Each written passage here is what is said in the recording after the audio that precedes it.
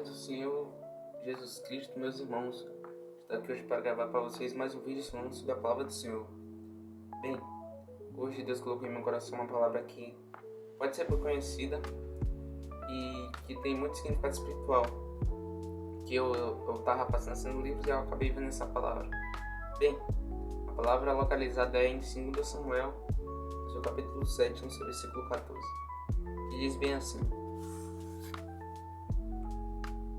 Eu lhe serei por pai, e ele me será por filho.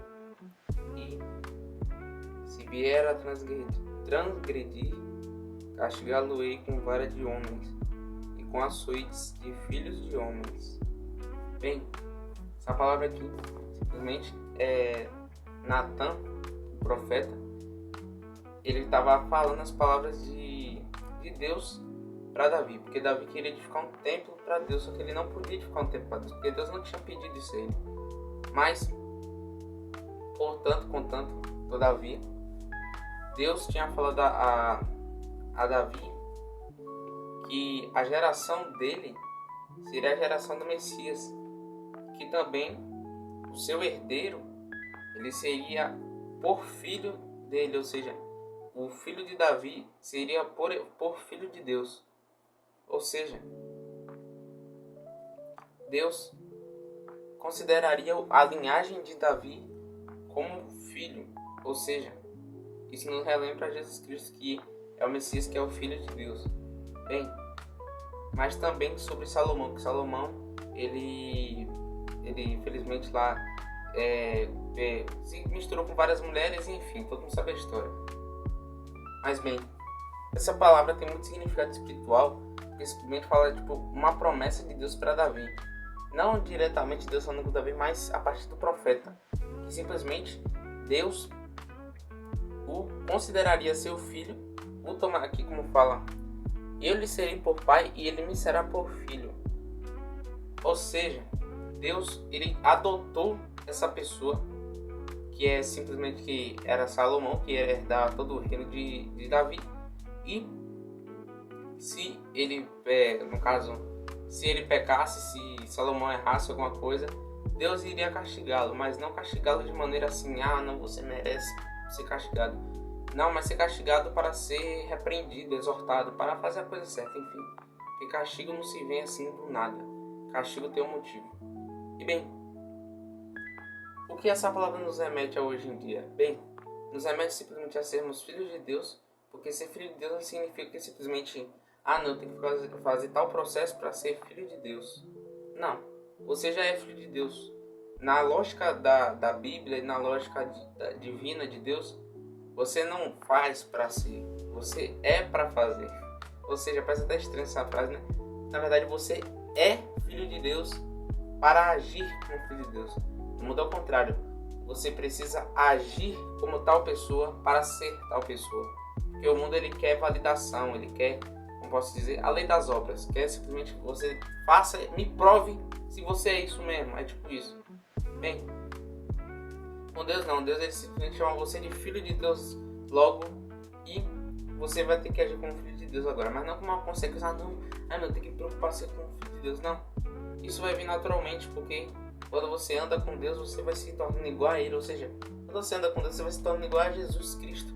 Porque Jesus Cristo era o próprio Deus encarnado. Ou seja, a partir do momento que você começa a andar com Deus, você começa a se parecer com Ele. E as pessoas vão começar a notar essas diferenças em você. E bem, sobre simplesmente você ser filho de Deus, já quebrei a lógica que simplesmente você tem que fazer alguma coisa para ser filho de Deus. Você é filho de Deus a partir do momento que você levanta a mão lá no culto e você sente o Senhor Jesus Cristo. Eu não fiz isso, então não sou filho de Deus. Para se dizer, não, porque você não aceitou Jesus Cristo. Mas, para você se tornar filho de Deus, é simplesmente você aceitar Ele. Se você aceita Ele, Ele também te aceita e te dá uma identidade nova. Tira você daquele lixo, que era simplesmente a vida de pecados, e te coloca agora como filho de Deus. Filho de Deus é, por exemplo, aqui tem pessoas que não são filhos de Deus. Aqui é você, filho de Deus. Já está lá no auge. Ou seja, nós temos, a única coisa que o filho de Deus tem que fazer é simplesmente servir.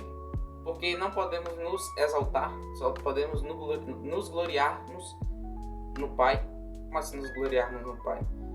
é simplesmente você, como posso dizer, comemorar algo na sua vida, dando a glória para Deus. Por exemplo, eu não vou me exaltar e dizer, ah não, eu fiz academia, eu fiz isso, eu fiquei magro por causa disso. Não, vou dizer, com o apoio de Deus, com a glória de Deus, com a graça de Deus, eu consegui ficar magro, eu consegui saúde.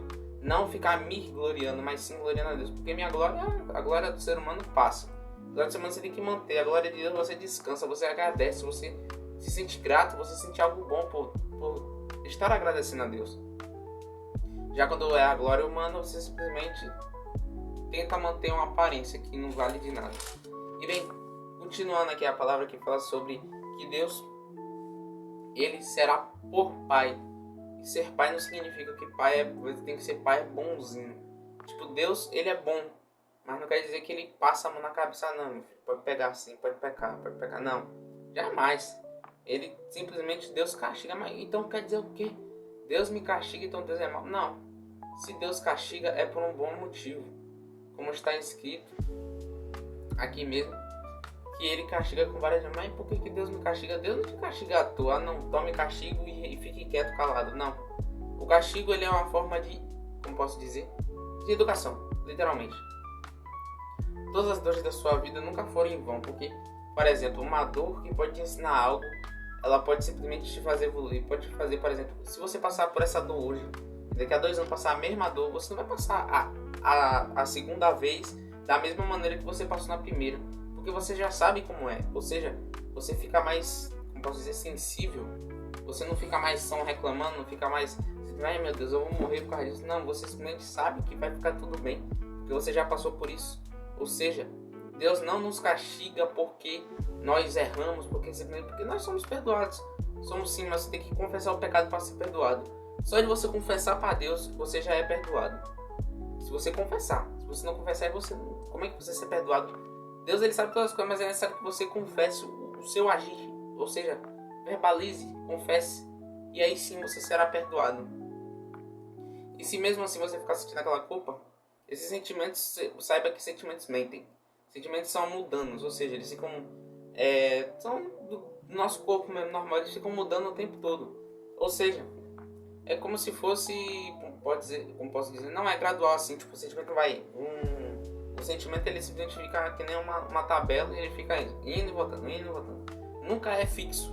Ou seja, os sentimentos mentem. Então quando pedir perdão a Deus e ficar continuando com a mesma dor no peito, ou eu posso dizer que seja algum outro pecado, ou simplesmente a culpa que você tem que vencer é você vencer os sentimentos e crer em Deus. Como assim? Crer em Deus significa assim: acreditar na palavra de Deus em vez de acreditar nos seus sentimentos. É simplesmente isso. E aqui continuando a palavra, como diz, que Deus, ele diz bem assim: eu lhe serei por pai e ele me será por filho. E se vier a transgredir, castigá-lo-ei com vara de homens e com açoites de filhos de homens.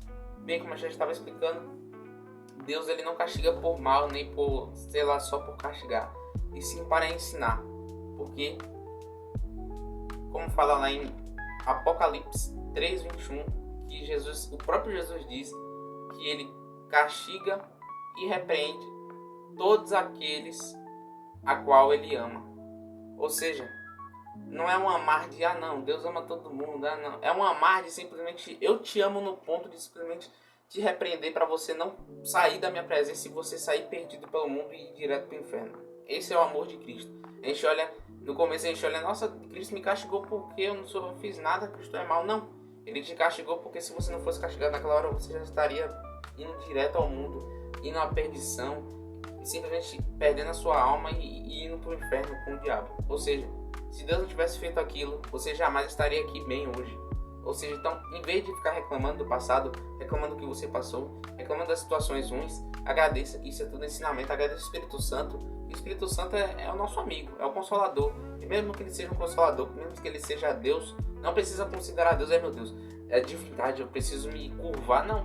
Deus, ele nunca pediu muita formalidade. É certo que a gente reverencie Deus da forma correta, honrar a Deus, dar glórias a Deus, que isso é bom, é claro, graças a Deus, que é uma maravilha.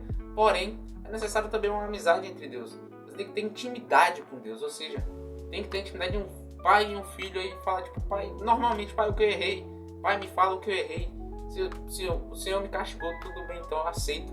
Agora me ensina a não cair mais nesse erro. Deus vai te explicar tudo, porque Deus é Pai. Deus não é simplesmente um Deus que vai vir aqui, não, toma, meu filho. Não, Deus é um Pai maravilhoso que Ele vem e fala, meu filho, tá bom, eu vou te ensinar isso, vou te ensinar aquilo.